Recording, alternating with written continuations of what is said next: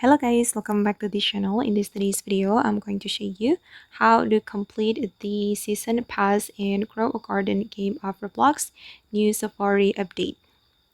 Okay, let's get into it guys. As we know that the Safari update has been dropped in Grow a Garden and there is a new season pass, the season 2 pass.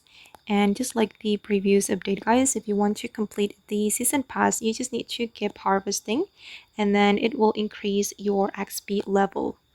And this is my current level guys. I'm on the level 9.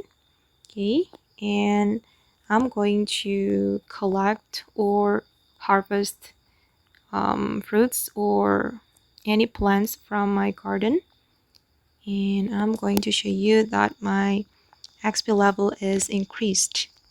And I recommend you to harvest the rare crops so it can give you more XP points.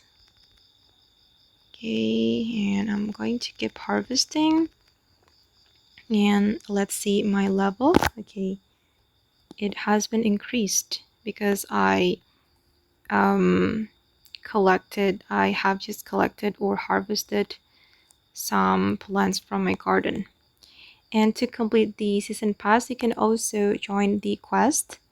Okay, and you will get XP level after you complete the quest, and I have already completed 2 of them.